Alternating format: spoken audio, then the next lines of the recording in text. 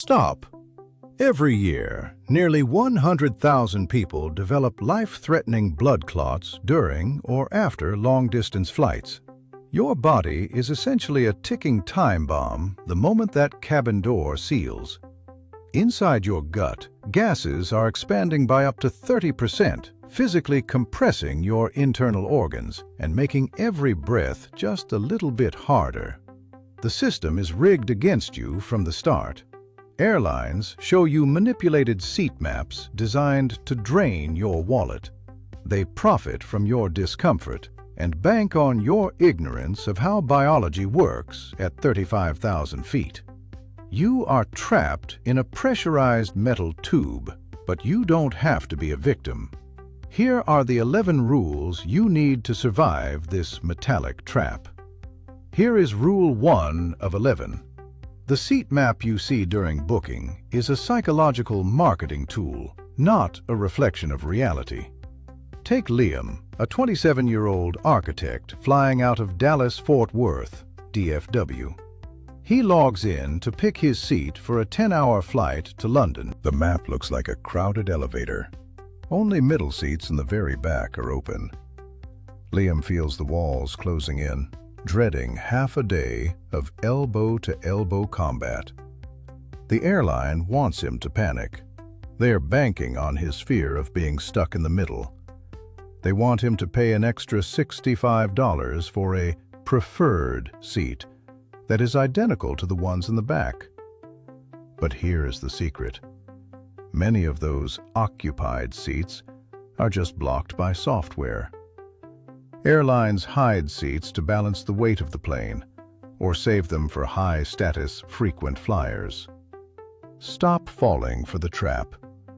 Use a third-party seat tracking site to check the actual inventory. Liam didn't bite. He waited until the 24-hour check-in window opened at 10 a.m. Suddenly, the full plane opened up. He grabbed an aisle seat in row 14 for free. This won't work every single time, but it works often enough to save you hundreds of dollars a year. You just beat the map.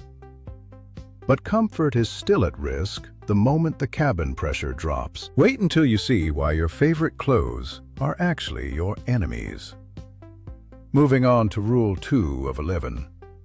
You should loosen your belt before you even step onto the jet bridge.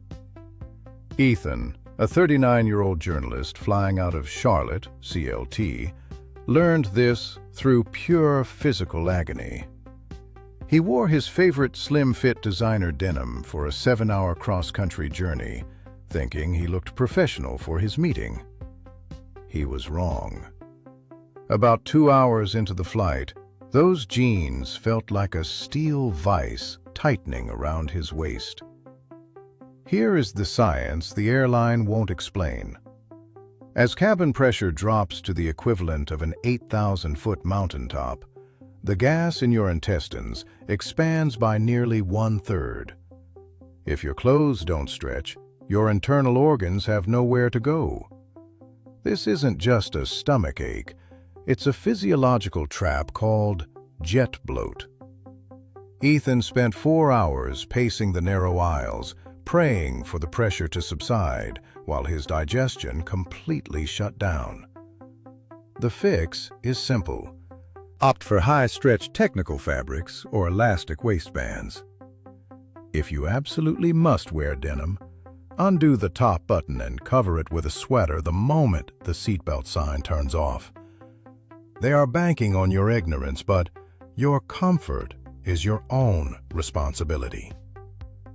Ethan made it to his hotel, but his stomach was in knots for 24 hours. You just saved your gut. But physical pain isn't just about your clothes.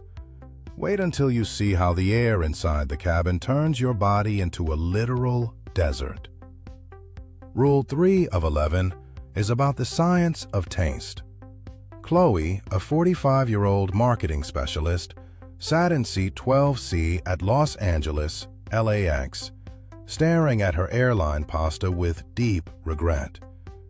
She took a bite and sighed. It tasted like salted cardboard. Have you ever wondered why even the most expensive airline meals taste bland? The airline won't tell you this, but your body is betraying you at high altitudes. Airplane air is bone dry, often hovering under 12% humidity. This environment desensitizes your taste buds by roughly 30%. Your sense of smell, which is responsible for 80% of what you perceive as flavor, essentially evaporates in the thin air. They are banking on your ignorance of chemistry. To make the food edible, catering companies pump these meals with massive amounts of extra sodium and sugar, so you can actually taste something. This leaves you puffy and dehydrated. Here is the fix. Order umami. Savory flavors like tomatoes, mushrooms, and ginger stay stable at high altitudes because they don't rely on the same scent receptors. This is why tomato juice is so popular on flights. Chloe swapped her pasta for a savory tomato-based snack and felt the difference immediately. You won't get a 5-star dining experience, but you will survive the meal without the sodium bloat. You just saved your palate. But that is nothing compared to the dehydration trap waiting for you in the next rule. Now for Rule 4 of 11. Thirst is a choice, and the airline is hoping you choose poorly. Sophia, a 31-year-old physical therapist from Seattle, SEA, was flying home after a long vacation. On her 6-hour flight, the attendant handed her a tiny 4-ounce plastic cup of water with a single ice cube. One sip, and it was gone. Sophia was still parched, but she felt like an annoyance asking for more. The system is designed this way. They prefer serving micro cups because it is cheaper, faster, and reduces the number of times passengers need to use the restroom. Stop settling for sips. Here is the strategy. Bring a large 32-ounce collapsible bottle through security. Fill it to the brim at a hydration station before you board. If you do run out and need a drink mid-flight, don't just ask for water. Ask for the full can. Most major airlines will provide the entire 12-ounce can of sparkling water or juice if you simply request it. If the aisle is blocked by the beverage cart, don't wait. Walk to the galley at the back of the plane when the lights are low. They usually have water pitchers ready for passengers who take the initiative. Sophia now arrives in Seattle hydrated and alert, rather than feeling like she spent a week in the Sahara. One sip is a joke. A full bottle is a survival strategy. You've mastered the water game, but that won't help if your blood stops moving. This brings us to Rule 5 of 11, the most critical health rule in the book. Every single year, thousands of passengers develop deep vein thrombosis, or blood clots, specifically because of cramped seating. This isn't just a medical term. It is a silent killer that starts in your calves. Oliver, a 52-year-old accountant, was flying out of Phoenix on a grueling 5-hour flight. He spent the entire trip glued to his middle seat, working on spreadsheets without moving a muscle. When he landed, his left leg was swollen and warm to the touch. The airline crew just moved him along, banking on his ignorance of the symptoms. Extra legroom is expensive real estate they would rather sell for a premium. But your circulation doesn't care about their profit margins. Here is your defense. Set a timer on your watch for every 60 minutes. Get up and walk to the restroom, even if you don't have to go. If the seatbelt sign is on, perform seated calf raises. Flex your toes toward your shins, and then point them down 20 times every hour. Investing in compression socks with 15 to 20 millimeters of mercury of pressure is your best insurance policy against a hospital visit. Oliver recovered, but he never flies without compression now. These steps lower your risk significantly. You just saved your life. But that is nothing compared to the misery of a neck cramp that ruins your first 3 days of vacation.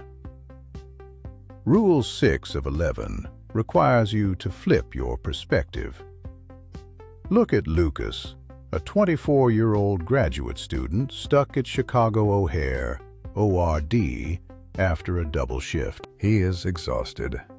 He snaps that plush, U-shaped neck pillow around his neck, just like the picture on the packaging. But every time he drifts off, his head snaps forward with a violent jolt. Thump. He wakes up.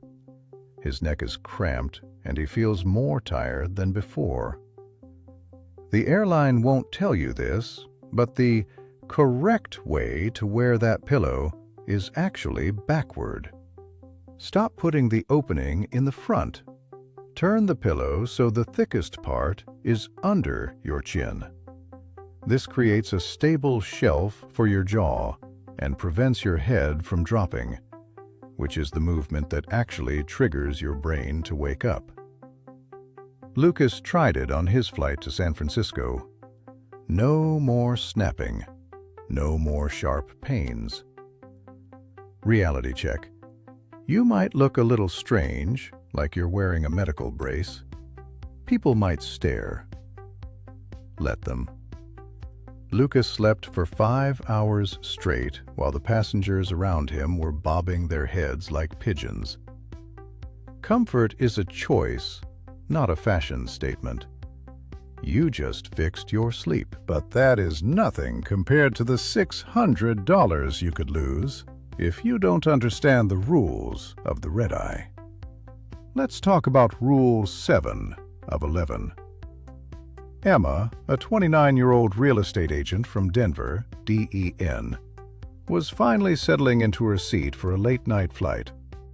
All she wanted was to disappear into her blanket and sleep until landing. She pulled her plush travel blanket up to her chin, buckled her belt underneath where it was warm, and drifted off. 20 minutes later, a sharp tap on her shoulder jolted her awake. A flight attendant stood there, looking tired and frustrated. "I need to see your seatbelt," she whispered. Emma was furious. It felt like a personal attack. It wasn't. The airline won't tell you this, but they are following strict international safety regulations. Crew members are required to visually verify that every single passenger is secured whenever the fasten seatbelt sign is illuminated. If they can't see the buckle, they are legally obligated to wake you up. Stop hiding the middle. Here is the fix. Always buckle the strap over your blanket or coat. It is a simple 3-second move that guarantees 4 hours of uninterrupted rest. Emma's sleep was ruined because she didn't know the protocol, but her exhaustion is nothing compared to the sensory overload hidden in the next rule. Rule 8 of 11 deals with the invisible enemy. Did you know the constant 80-decibel drone of an airplane engine is actually inducing a state of chronic stress in your body? Henry, a 41-year-old financial advisor, sat at his gate in Las Vegas, LAS, already feeling on edge. The relentless roar of the engines on the tarmac wasn't just noise. It was physical pressure against his skull. The airline won't tell you this, but that background hum triggers a steady, measurable release of cortisol, the body's primary stress hormone. Stress is the engine of your fatigue. Henry felt irritable and developed a pounding headache before he even took off. He blamed the desert heat, but the real culprit was the sensory assault. Here is the fix. You must invest in active noise-canceling headphones. They don't just block the sound, They use destructive interference to cancel out those low-frequency hums. If you're on a budget, even $10 silicone earplugs can reduce the load on your nervous system by nearly 30%. Henry put his headphones on, and the tension in his shoulders vanished instantly. Reality check. 100% silence is impossible, but reducing those decibels keeps your heart rate stable and your mind clear. Noise is a drain on your battery. Henry reached his destination feeling refreshed rather than hollowed out. Quiet is a survival tool. 85% of long-haul flight schedules completely ignore your internal biological clock. This is Rule 9 of 11. James, a 56-year-old research scientist from Atlanta, ATL, learned this the hard way on a flight to Europe. It was 11:30 p.m. His body was ready for deep sleep. The airline won't tell you this, but they follow a rigid service manual that prioritizes their logistics over your health. James watched as attendants clattered heavy metal carts down the aisle, the smell of reheated chicken filling the cabin. His body screamed for rest, but the crew was serving a 3-course dinner. They follow the departure city's clock, not your internal needs. By eating that heavy meal at midnight, James forced his metabolism to reset to the wrong time zone, ensuring he would be a zombie for the next 3 days. The system is rigged to keep you awake for their convenience. Here is the fix. Eat a high-protein meal at the terminal exactly 2 hours before you board. Once you are in your seat, decline the meal tray and put on a blackout mask. When James began skipping midnight trays, his jet lag recovery time improved by 40%. It works because you are taking control of your circadian rhythm. James barely survived his first trip, but now he owns the clock. A sleepy stomach is a small price to pay for a clear head. Rule 10 of 11 is about keeping your legs from swelling like balloons. Alexander, a 33-year-old graphic designer, sat in seat 22B at Miami, MIA, staring at the seatback while his legs grew increasingly numb. He had 3 hours left, and his calves felt like heavy lead pipes. His ankles were pushing against the sides of his sneakers, creating a tight, pulsing sensation. This stiffness is the result of blood pooling in your lower extremities while you are stuck in a pressurized environment. The airline won't tell you this, but they prefer you stay bolted to your seat to keep the aisles clear for the beverage cart. Most people think they need to walk 5 miles to fix this. You don't. Here is the fix that actually works without bothering your neighbors. Start by lifting your heels while keeping your toes firmly on the floor. Then switch and lift your toes while keeping your heels down. Repeat this motion 20 times every hour. This acts as a manual pump for your veins, pushing blood back toward your heart. Next, try tracing the letters of the alphabet with your big toe in the air under the seat in front of you. This activates the deep calf muscles, which function as your secondary hearts. Alexander did these toe pumps every time he checked his watch. He didn't have to squeeze past his seatmate once. It's a subtle move, but it's the difference between walking off the plane or hobbling off it. Subscribe to Beat the System. You just saved your legs, but physical comfort won't matter if you fail the very last hurdle of the journey. Rule 11 of 11 is the final piece of the puzzle. Charlotte, a 48-year-old librarian, stepped off her flight at New York, JFK, and caught her reflection in the glass of gate B-15. She didn't see a rested traveler, She saw a shiny forehead and red, puffy eyes. Her skin felt tight, yet greasy. This is airplane face, and it happens because cabin humidity is often lower than the Sahara Desert. Your skin panics and overproduces oil to compensate for the extreme dryness. Charlotte realized she had 40 minutes before her ride arrived, and she felt like a mess.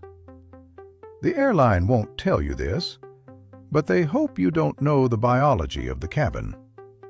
Most travelers wait until they hit the hotel to freshen up, but the cellular damage is done by then.